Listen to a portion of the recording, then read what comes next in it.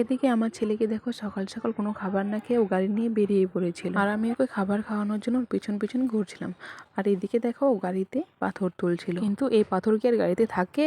গাড়িটা হলো ছোট কিন্তু পাথরটা তো অনেক বড়, যার জন্য পাথরটা গাড়িতে থাকছিল না, কিছুতেই থাকছিল না। ও অনেক কয়েকবার চেষ্টা করছিল গাড়িতে পাথরটা তোলার জন্য, কিন্তু তুলতে পারছিল না। চেষ্টা করতে করতে গাড়িটাই ভেঙে গেল। তারপর আমি লাগিয়ে দিয়েছিলাম ঠিকই, কিন্তু একটু পর আবার ঠিকই ভেঙে ফেলেছিল। যাই হোক, ওর পিছনে থাকলে তো আর আমার চলবে না, যার কারণে চলে এসেছিলাম আমি বাড়িতে এসে দেখি এখানে পানের আসর বসেছে। এখানে আমার দিদা পান ধুয়ে নিচ্ছিল আর অনেকেই পান খাচ্ছিল। পানের আসর দেখে আমি তো ভুলেই গিয়েছিলাম যে আমার ছেলেটা কোথায় গেছে। কিছুক্ষণ পর খোঁজাখুঁজির পরে ছেলেকে আমি খুঁজে পাই। ও ভ্যান ঠেলতে ঠেলতে মাসিদের বাড়িতে প্রায় চলে এসেছিল। ভ্যানে কি আছে জানো? মুরগি আছে। ও মুরগির ভ্যান ঠেলতে ঠেলতেই মাসিদের বাড়িতে চলে এসেছিল। অনেক খোঁজাখুঁজির পর ওকে নিয়ে এসেছি। ও কিছুতেই যেতে চাইছিল না বাড়িতে। আর এদিকে দেখো বেচারা মুরগিগুলো ভয়ে একদম কাবু হয়ে বসে আছে চুপটি করে। এদেরকে দেখে আমার কিছুটা মায়াও হচ্ছিল যে এরা কাটা পড়ে যাবে বা মরে যাবে। যাক, ওসব ভেবে লাভ নেই, জীবন যখন হয়েছে মৃত্যু তো হবেই, আগে মরাই ভালো। আর ওইদিকে আমার ভাসতে ক্যামেরা ওপেন করা দেখে ও দৌড়ে পালিয়েছে। আমার ছেলে তো কিছুটা ভয় পায় না, ওর কমফোর্টেবল হয়ে গেছে। তারপর ওকে বাড়িতে এনেছি ভাত খাওয়াবো বলে। হঠাৎ করে দেখি উধাও। খুঁজতে খুঁজতে আমি ওকে পাই কোথায় জানো? আমাদের বাথরুমের পেছনে ঠিক ট্যাঙ্কির উপরে। হ্যাঁ, ও মাঝে মাঝে এখানে উঠে বসে থাকে। কিন্তু কেন জানো?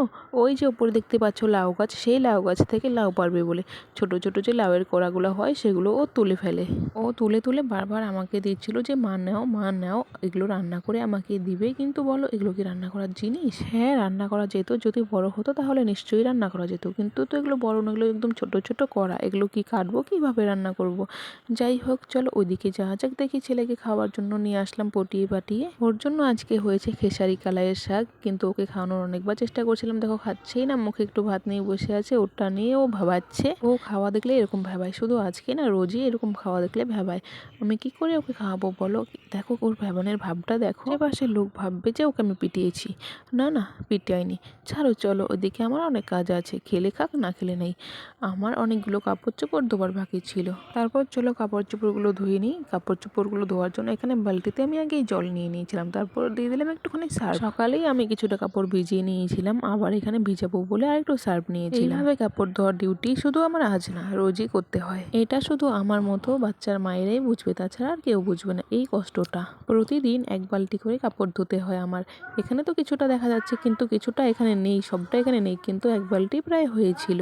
আগে থেকে যেগুলো ভেজানো ছিল ওগুলো গামলায় রেখেছি, যার কারণে দেখা যায়নি। চলো এখন ধোয়ার পালা, চলো ধুয়ে নিই। ধুতে এসে দেখি এখানে মোটর চালিয়েছিলাম, কিন্তু মোটর থেকে জলই পড়ছে না। এ কি কাণ্ড, মোটর থেকে জল পড়ছে না, কারণটা হলো আমাদের কলেই জল থাকে না, তো মোটর থেকে কিভাবে পড়বে বলো?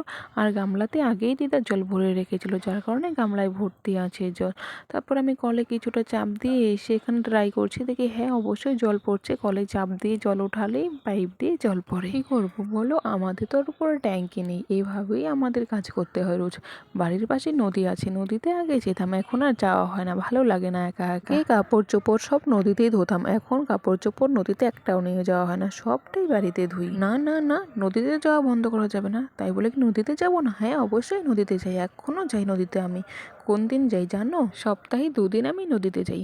সেটা হলো যেদিন আমি হেয়ার ওয়াশ করি, বুধবার আর রবিবার, 2 দিন আমি হেয়ার ওয়াশ করি সপ্তাহে, সেই 2 দিনে আমি নদীতে যাই। বাড়ির কলের জলে হেয়ার ওয়াশ করি না, কারণ হলো কলের জলটা অতটাও ভালো না, খুবই খারাপ, যার জন্য বাড়ির কলের জলে হেয়ার ওয়াশ করি না।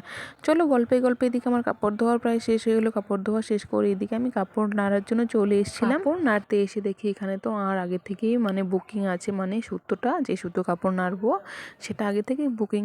সেগুলো আমি দেখে দেখে তুলছিলাম যে কোনটা শুকিয়েছে কোনটা শুকায়নি, এগুলো তুলে আমি এখন যে ভিজিয়েছি কাপড়গুলো ধুয়ে দিয়েছি সেগুলো আমি শুকোতে দিব, যার জন্য আমি দেখে দেখে তুলে নিচ্ছিলাম। আর আমার ভিডিওতে যদি কোনো ভুল হয়ে থাকে তোমরা প্লিজ মাফ করে দিও, নতুন ক্রিয়েটার তো বুঝতে পারি না, যার জন্য ভিডিওতে আমার ভুল হয়ে থাকে, অনেকটাই ভুল হয়ে থাকে। হ্যাঁ, শুধু তোমরা না, অনেকেই বলে, আমার গ্রামের লোকও বলে আমার ভিডিও অনেকটা খারাপ। তাও বলবো প্লিজ তোমরা দয়া করে আমার ভিডিওটা দেখো। তোমরা যদি ভিডিওটা না দেখো দেখবে কি, আগে গ্রামের লোক দিয়েই না শুরু করি, তারপর না হয় দূরে দূরে লোক যদি ভগবান ভাগ্যে লিখে রাখে অবশ্যই আসবে। কাপড় শুকোতে দিয়ে এদিকে আমি চলে এসেছিলাম ছেলেকে স্নান করাবো বলে। এখানে ছেলেকে স্নান করানোর জন্য এসে দেখি ছেলে আমার জল ভরছে, কিন্তু মোটর দিয়ে তো ওই কী অবস্থা, জল পড়ছে না। তারপর আমিও এসেছিলাম হাতে ওটা গ্লিসারিন নিয়ে, মানে ওটা স্নানের পর শরীরে ওটা লাগিয়ে দিলে ছেলে ঠান্ডা লাগবে না। তারপর মা ছেলে দুজনে মিলে স্নান করে নিলাম আমরা। ছেলেকে স্নান সারিয়ে ওর গাটা মুছে দিয়ে এখানে আমি চলে এসেছি ওকে ক্রিম দেওয়ার জন্য। ও তো বলছে হ্যাঁ ক্রিম না দিলে ফাটে, গাল ফাটে, রক্ত বেরোয়, এটা ওটা ভুলিয়ে ভালিয়ে আমি ওকে ক্রিমটা দিয়ে নিয়েছিলাম, না হয় ওই ক্রিমও দিতে চায় না। জানি না ক্রিম দিতে ওর ব্যথা কিসে, ও তেল ক্রিম এই সমস্ত দিতে চায় না। আর গায়ে আমি তেল আগে থেকেই মেখে নিয়েছিলাম, যে গ্লিসারিনটা ছিল গ্লিসারিনের সঙ্গে আমি ওর বডি অয়েলটা মেখে নিয়েছিলাম, যেটা আমি লাগিয়ে দিয়েছিলাম আগে স্নানের সঙ্গে সঙ্গে বাথরুমে লাগিয়ে দিয়েছিলাম, যাতে ঠান্ডাটা ওর গায়ে কম লাগে। রেডি হচ্ছিল আর জানি না কি এত বকবক করছিল, আমার এত মনে নেই। ভিডিওটা এডিটিং আমি অনেকক্ষণ পরে করেছিলাম, ভিডিও করার অনেক পরে করেছিলাম, যার জন্য আমার মনে নেই কি এমন বলছিল। কিন্তু ও অনেক খুশি ছিল, ও বলছিল আমাকে সুন্দর দেখা যাচ্ছে, সুন্দর দেখা যাচ্ছে, এরকম কিছু একটা বলেছিল হালকা পাতলা, আমার মনে আছে। ওর বলা কথাগুলো আমার সেই কারণেই মনে থাকে না যে ও দুষ্টুমি করে, এই কারণে আমার মনে থাকে না। দেখো আমার ছেলেকে চলো একটু হেয়ার অয়েল পাউডার দিয়েছে, সাথে রোজ সাথে হেয়ার ওয়াশ করে দিই, হেয়ার ওয়াশ মানে হেয়ার ওয়াশ করার পর রোজ আমি ওকে হেয়ার অয়েল দিয়ে দিই। তুমি এটা হেয়ার অয়েল না দিলে ওর মানে মাথাটা একটু উস্কো উস্কো হয়ে থাকে, তার জন্য হেয়ার অয়েল দিয়ে দিই। ওখানে দেয়, ওখানে ওখানে কে দেয়? তুমি দাও। স্নান করেছো তুমি ঠান্ডা জলে না গরম জলে? কে করে দিয়েছে তোমাকে স্নান? আচ্ছা, ঠান্ডা জলে না গরম জলে? তুমি পাউডার দিয়েছো? দিতেছি না, বলো দিচ্ছি। তোমাকে আরেকটা আমি সাজু করিয়ে দিই। বিছানাটা এরকম নোংরা কে করেছে? বালিশের কভারগুলো কে খুলেছে মাম্মাম? বিছানা পেছনে তোমার বালিশের কভারটা কে খুলেছে? কোন দুষ্টু? ওই মেয়ে দুষ্টু ছেলে, তুমি খুব ভালো ছেলে। নাও, আচ্ছা আচ্ছা টিপটা দিয়ে দিই আমি, নাও। বাহ, লক্ষ্মী ছেলে লাগছে। দাও আমি একটু পাউডার দিয়ে দিই, আমাকে একটু দাও। এই শেষ করে দিল, শেষ করে দিল রে বাবা রে।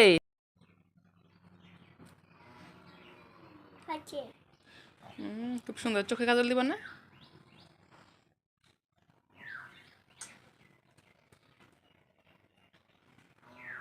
এদিকে আমার ছেলেকে দেখো আমি কাজলে তো টিপ পরিয়ে দিয়েছিলাম, অন্যদিন তো বলে চোখে কাজল দিয়ে দাও, আজকে যাই হোক সেটা বলেনি, কিন্তু ও নিজে নিজে আবার সাজছিল। আমি তো ওর টিপে পাউডার দিয়েইছি, তারপরে ও বলছে আমার পাউডার লাগবে।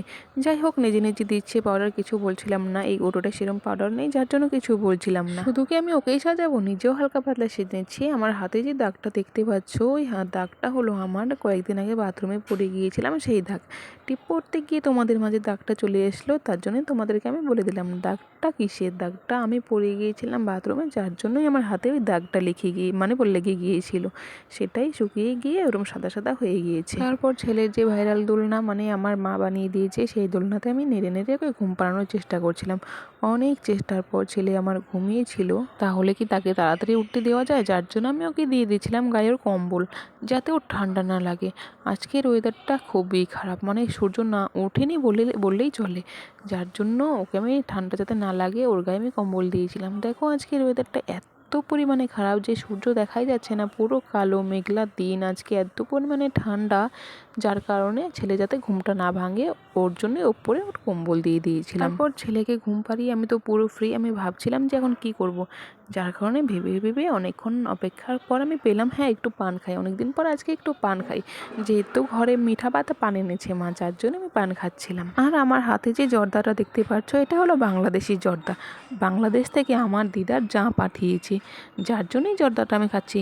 এই জর্দাটার কোনো নেশা নেই, শুধু মিষ্টি আর মিষ্টি, আমার খেতে খুবই ভালো লাগে। আজকে নিয়ে আমি 5-6 দিন খেয়েছি, আজকেও খাচ্ছি, মানে শুকনো সুপারি ছাড়া আমি পান খাই না। এই কয়েকদিন ঘরে শুকনো সুপারি ছিল না, তার জন্য আমি পান খাইনি, আর আজকে অনেকদিন পর শুকনো সুপারি এনেছে মা, যার জন্য আমি পান খাচ্ছি। তো চলো বন্ধুরা, আজকের ভিডিওটা কেমন লাগলো অবশ্যই জানাবে কমেন্ট করে, আর নতুন দর্শক হয়ে থাকলে আমার চ্যানেলটা সাবস্ক্রাইব করে দিবে, আর ভালো লাগলে অবশ্যই একটা লাইক করে দিবে, আর বলবে কমেন্ট করে